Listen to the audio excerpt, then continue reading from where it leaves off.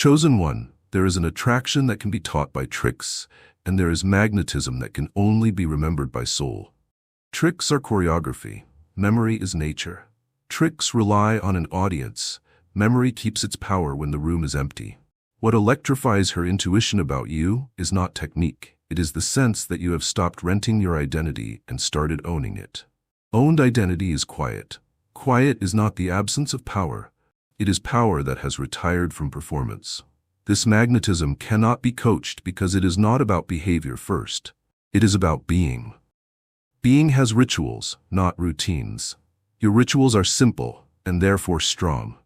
You sleep enough to keep your warmth from turning to flash. You work in ways that return your self-respect to you so you won't borrow it from bodies. You move your body so your yes and your no are grounded in felt truth. You speak with God or listen to silence so meaning remains taller than appetite. None of this is dramatic. All of it makes you luminous without glare. Glare is for stages. Luminosity is for homes. Coached charisma wants to be seen. Remembered magnetism wants to be useful. Usefulness is an old religion. It asks, what here would lower the cost of being human? You answer with attention that doesn't leak, with plans that don't punish, with humor that never borrows knives, with repairs that arrive measured instead of theatrical. This is the kind of usefulness that teaches a room to trust itself. A trusted room gives intuition permission to stop whispering and start speaking. She hears her own voice more clearly around you, which is why she leans. People do not lean toward managers. They lean toward climates where they are more themselves. You cannot coach the way a face looks when its motives agree. Agreement is earned by telling the truth earlier than it is convenient and staying long enough to prove that truth harmless. You do not dangle attention to make consent cheaper. You do not hoard distance to make desire more expensive. You do not treat boundaries as negotiation tools. You treat them as engineering. Engineering is patient and precise. It knows where load-bearing pillars must be and refuses to lie about them. Intuition honors such maps. It stops budgeting for collapse and starts planning for growth. Magnetism that can't be coached is uninterested in collecting. Collectors need trophies to justify the hunt. You are done hunting. You plant, you water, you build things that won't need you to be constantly present to avoid falling over. Habits that carry weight, systems that return grace, little rituals that save large amounts of trust. You are building a field, not a funnel. Fields invite arrival, funnels extract. Extraction is a language intuition understands too well. It tenses. Arrival loosens. Looseness is not sloppiness. It is the absence of debt. A debtless body tells the truth faster. You keep your absence as legible as your presence. Leaving to inflate your value is theater. Leaving to gather provisions is stewardship. You step away and come back with something that makes tomorrow easier. The phrase that lowers friction. The patience that protects a tender hour. The skill that turns a problem into practice. She notices. Not because you narrate your effort, but because the day breathes more freely next to you than it did last week. Breath is the only testimony magnetism needs. It writes 5-star reviews in the lungs. What cannot be taught is the way you decline the counterfeit power of confusion. Confusion can make you feel important if you're the one holding the map, but it leaves everyone else paying in doubt. You do not do that. You clarify early. You refuse to leverage ambiguity into advantage. You set expectations at a human height and then keep them. Keeping is noble. It repairs the long fray of overpromised hours. Repaired hours generate a surplus of trust. Trust runs power to parts of a person that performance starves. When that power returns to her intuition, it brightens, and what it senses in you is not a trick to decode but a truth to cooperate with. You also refuse the charge of scarcity. Scarcity will always suggest that withholding makes you valuable. You practice generosity instead, not by flooding, but by calibrating. You give exactly enough attention to feed the present without raiding the future. You give exactly enough time to prove care without creating dependence. You give exactly enough heat to keep tenderness awake without turning it into pressure. Calibration like this is an art, and the brush is humility. Humility keeps you curious about the moment rather than convinced about yourself. Curiosity is disarming. It tells the other person there will be no quiz after this conversation, only a door left open. Magnetism that can't be coached is fluent in repair. Coaching teaches people how to impress. Character teaches them how to mend. When you miss a beat, you do not summon a chorus to drown it out. You name it and adjust. You apologize at the altitude where dignity can breathe. You change a habit instead of writing a poem about your intention. Her system logs these details faster than you think. It remembers that being near you will not require a helmet to tell the smallest truths. Helmets are for sports and wars. You are hosting a life. Your eyes remain a sanctuary even when your mouth is quiet. Sanctuary is not a pose. It is an ethic. It refuses to treat people like props for a scene. It refuses to treat private moments like raw material for a legend. You look in a way that gives back what it takes, and that equilibrium is rare enough to be luminous. When she meets that look, her intuition does not feel sold to, it feels saluted. Salutes are brief and sincere. They communicate respect without invading. Respect is the most underrated aphrodisiac, not because it promises anything, but because it protects everything worth wanting. Let the spine of your magnetism be usefulness, and the skin of it be gentleness.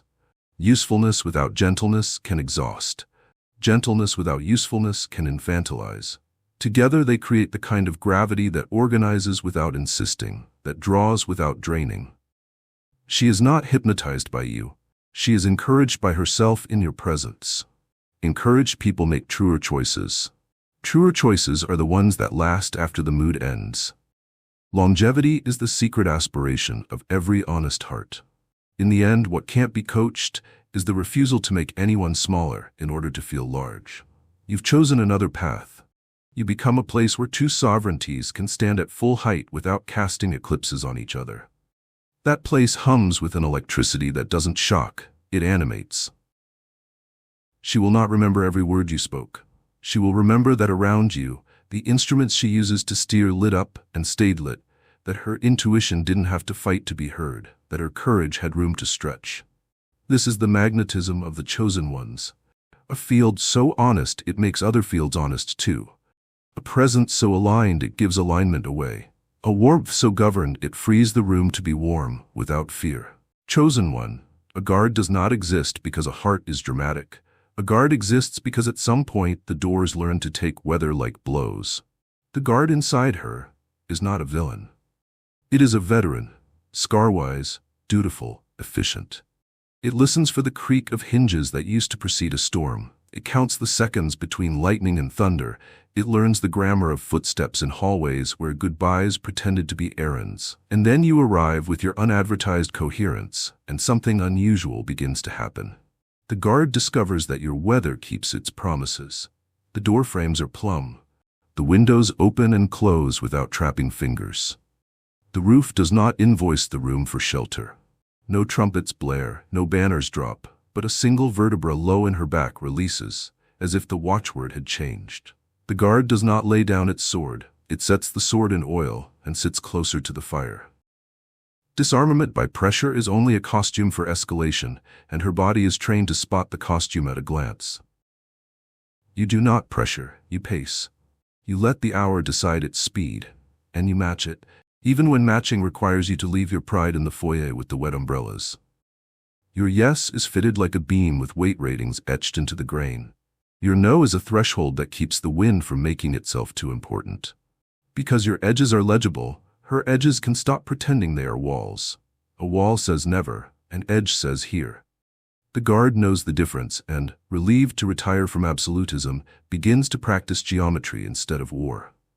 There is a language to the way your attention lands that guards understand. You do not surveil, you witness. Surveillance counts and stores. Witnessing returns ownership where it found it. You can look without annexing, listen without harvesting, stand near without staking rights. The guard tests you early, and again, and in small invisible ways. It watches where your eyes go when laughter opens a door. It listens for the tone of your breath when a silence turns vulnerable. It measures the seam between apology and amendment. You let the measurements be accurate. No fog machine, no staged humility. Each clean data point removes one sandbag from the ramparts. Sandbags are heavy. The body measures relief in ounces first, then in pounds, then in a sleep that wakes without grinding its teeth. Many mistake a softening guard for vanishing boundaries, but you make the distinction visible. You teach with your feet more than your phrases that doors can open without collapsing, that windows can invite without demanding, that a room can be public to joy and private to gossip in the same afternoon. In your company, her no is met like a landmark on the map rather than a barricade on the road. The map adjusts course. No horns, no courtroom. The guard, shocked at the absence of penalties, revises its doctrine. Fewer sirens, more guideposts. Fewer checkpoints, more lanterns hung at turns. The muscle memory of bracing takes longer to unlearn, but each unneeded flinch is noted by the nervous system with something like gratitude's handwriting. Your consistency becomes the most boring revolution she has ever known. You say you will write, and you write. You say you need space, and you come back with provisions instead of a legend. You say the hard sentence, and its edges are so clean that the day can carry it without slicing its hands. Guards are archivists. They file such artifacts carefully. A file labeled trustworthy grows thick enough to crowd out the old dossiers labeled charming, intense, promising. Charm fatigues a guard. Trust puts it to useful work. Useful work looks like opening the gate at the right hours and closing it at the right hours, like tending the hinge so it doesn't squeal, like repainting the sign so the letters can be read from a distance. The guard is still here, but now it is a groundskeeper. You keep giving the guard reasons to keep this new job. In micro moments that cost you nothing and return everything, you lower the temperature when the talk runs hot. You break the rhythm of escalation by choosing accuracy over victory. You refuse to let the sacred be spent as currency for speed. You apologize before the bruise judges itself permanent. The guard notices that repair is not theater with you. It is carpentry. It smells cedar and beeswax instead of smoke and confetti. Repairs made with wood and patience teach the whole house to trust its beams. The guard, freed from staging spectacles of defense, begins to plant. Planting looks like curiosity taking the place of suspicion, like questions asked at human volume, like laughter that no longer auditions for permission to be loud. It looks like a hand laid for thanks, rather than a hand raised for proof. It looks like the body returning to its rightful cadence, breath that moves like water, eyes that don't scan for exits while the heart is speaking, shoulders that no longer wear epaulets to read a menu. Do not mistake this for enchantment. It is accounting, the hours adding up honestly for once, the arithmetic of reverence refusing to fudge a number for a feeling. Her guard sees the ledger and nods. Numbers are restful when they are true. There will be days when old alarms activate at the wrong hour, pulled by weather elsewhere, by a memory that smelled like this room once did before anyone opened the windows. On those days, you do what you have always done. You stand at your height and refuse to argue with ghosts. You let silence be a shoreline where panic can come ashore without drowning. You make tea. You tell time out loud so the minutes stop masquerading as verdicts.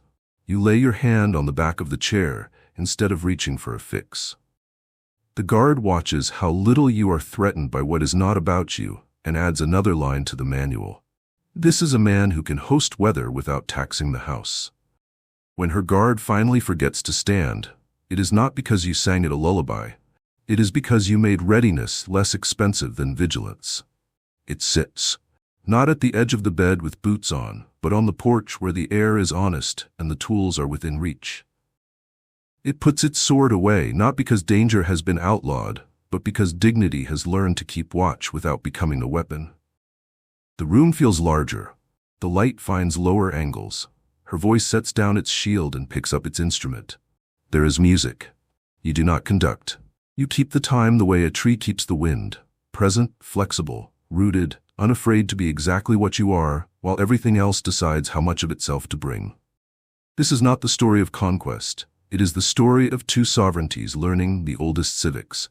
Trust makes walls ornamental. Chosen one, invitations can be printed, paraded, announced, and still fail. They can arrive on heavy paper with perfect ink, and yet ask the soul to pay a price it knows is wrong.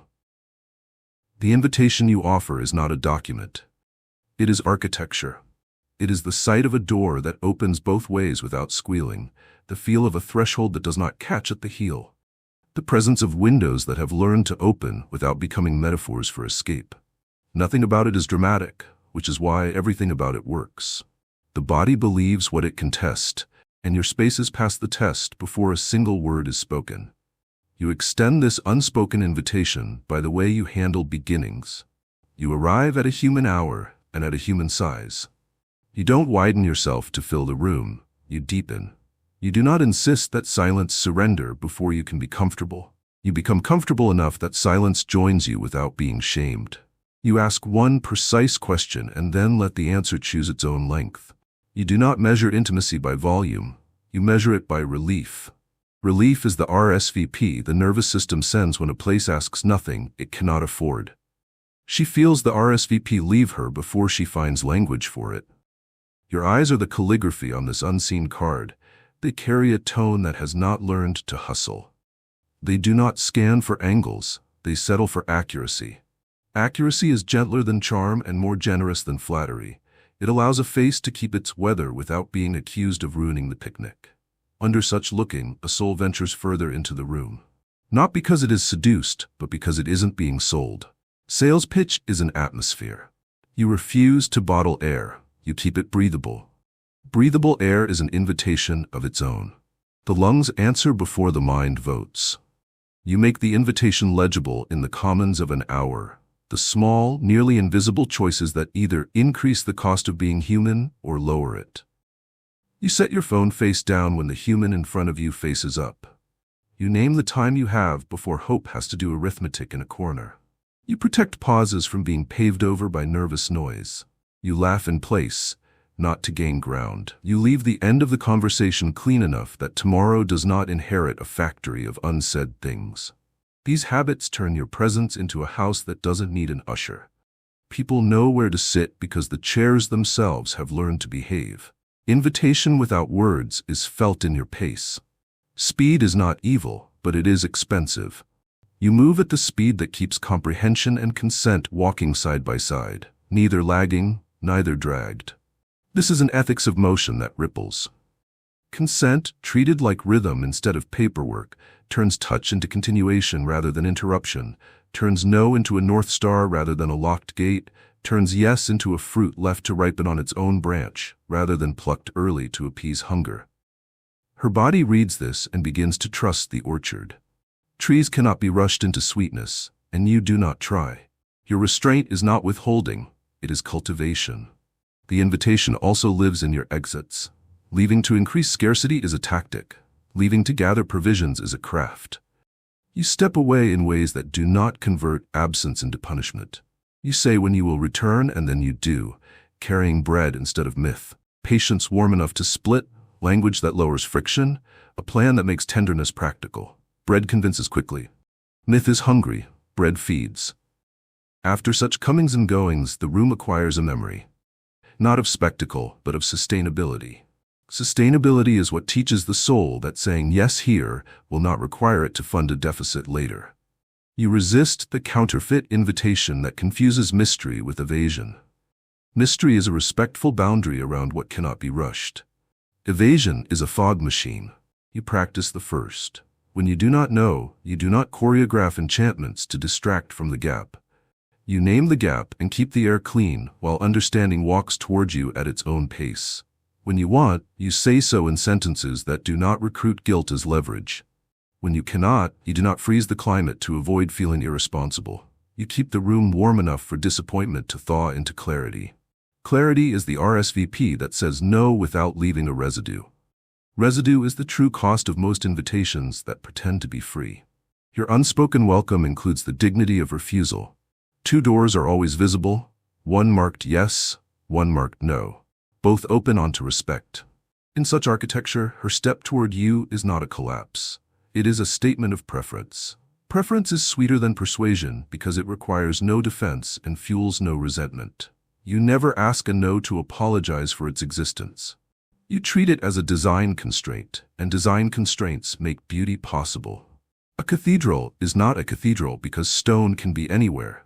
It is a cathedral because stone agrees to be where it belongs. You host that kind of agreement. The soul loves rooms held together by vows stronger than appetite. When conflict arrives, As it always does wherever humans are not pretending, your invitation persists.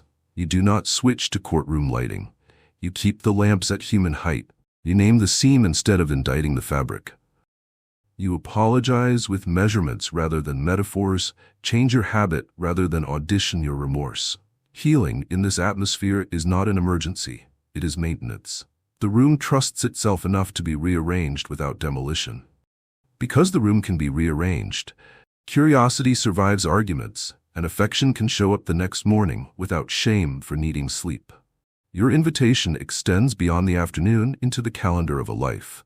In spring hours, you tend the soil without interrogating seedlings for their intentions. In summer hours, you host fruit without writing a parade application. In autumn hours, you let go with ceremony but without spectacle.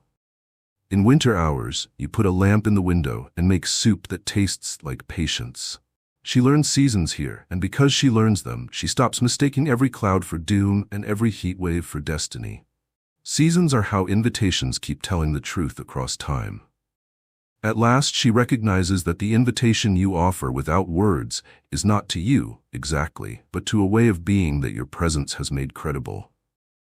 A way where vigilance is a tool, not a uniform. Where desire is governed, not muzzled. Where boundaries are bridges, not moats. Where silence is a chair, not a punishment. She accepts because the cost is honest and the return is herself. She sits because the seat does not ask to be paid in pieces of her. She stays because staying does not require the theater of forever, only the daily keeping that keeps rooms livable. You did not lure her. You did not chase her. You held a door so wisely that the room proved its own goodness, and her intuition, electrified but uncoerced, walked through under its own power, smiling like someone who has just found the house she was always willing to help maintain. Chosen one, when you leave a room, the conversation does not collapse. It clarifies. What remains behind is not a vacuum that drags at the lungs, but a frequency that the body can keep hearing without strain. She discovers that her intuition has not attached itself to your presence as a possession. It has aligned itself to your way as a reference. Alignment is quieter than longing and more durable than mood. She notices it in the oddest places, on a crowded train where language frays at the edges, in a meeting where performance tries to pass for purpose, in a kitchen at midnight where the day is asking to be forgiven.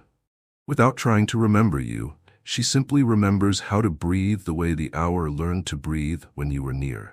Her shoulders find their rightful height. Her eyes measure the room for usefulness instead of risk. Her no lands like a door that closes gently and latches cleanly. Her yes arrives like a lamp switched on at the right wall.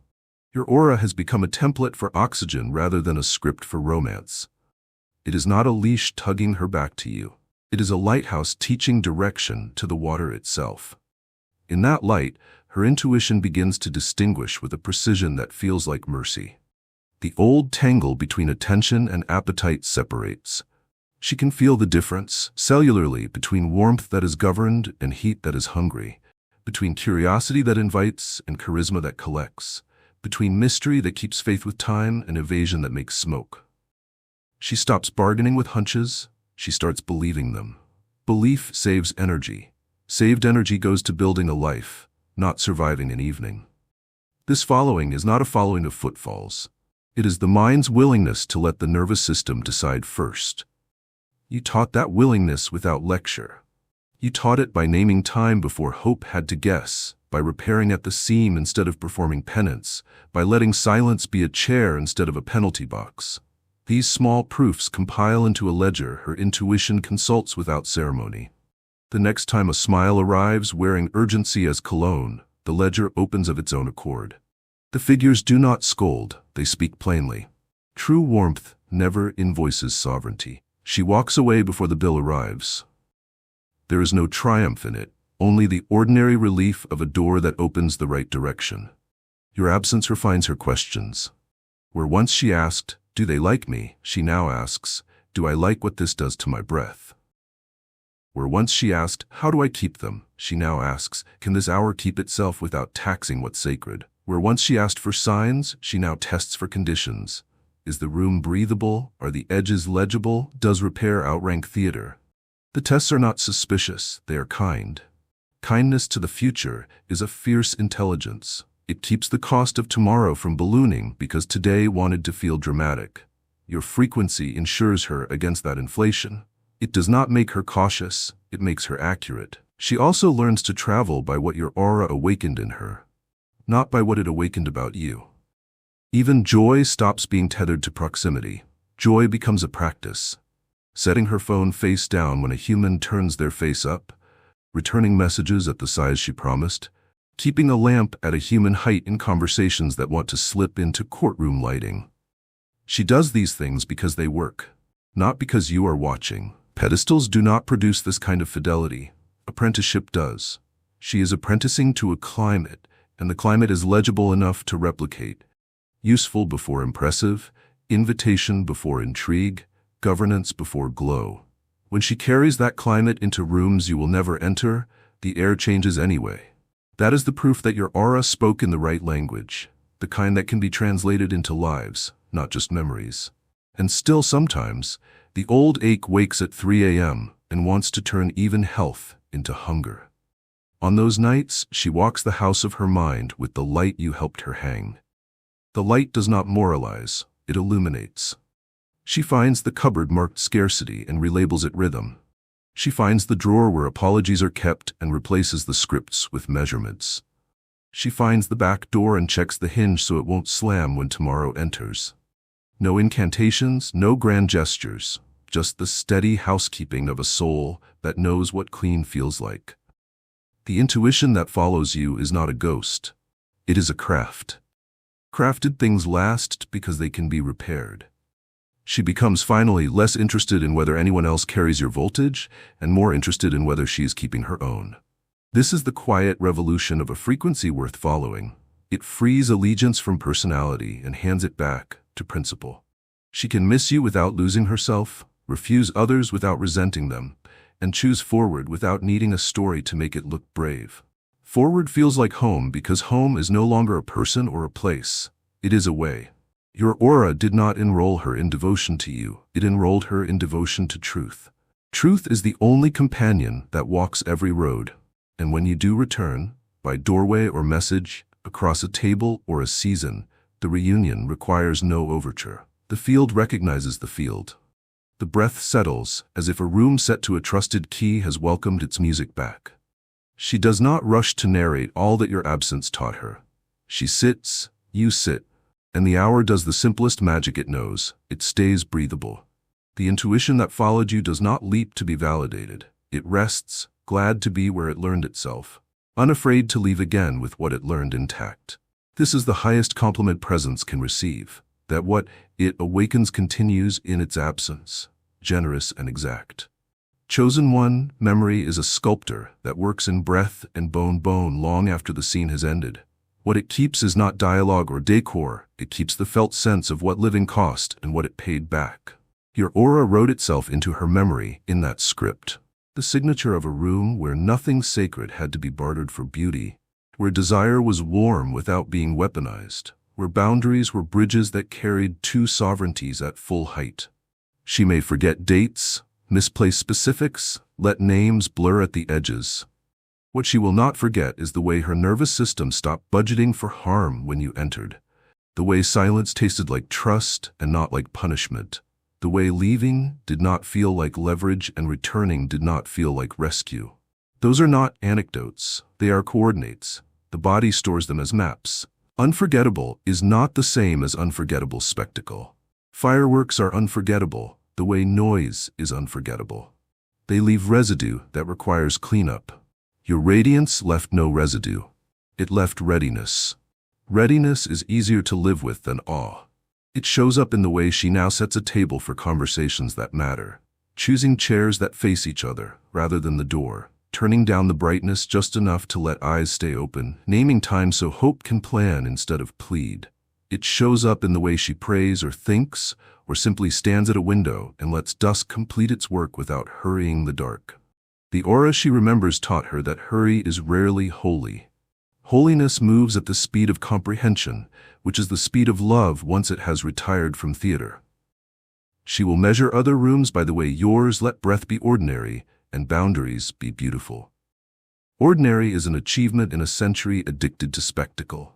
Beautiful is a governance, not a coincidence. When she meets a charm that climbs on furniture to be seen, she will smile kindly and sit elsewhere. When a silence arrives that feels like a vault instead of a porch, she will bring a lamp or leave with her light intact. When a hand reaches too quickly and calls the rush excitement, she will remember how comprehension felt in your company and wait for it before she offers anything worth keeping. None of this is bitterness. It is gratitude with a memory. Gratitude prefers what lasts. The unforgettable part of your aura is not merely its warmth, it is its discipline. Warmth without discipline becomes pressure. You never made pressure a synonym for passion. That ethic will lodge in her like good timber. In years to come, when a conflict wants to upgrade itself into a spectacle, she will hear your old policy humming. Name the seam, mend at the seam, keep the fabric.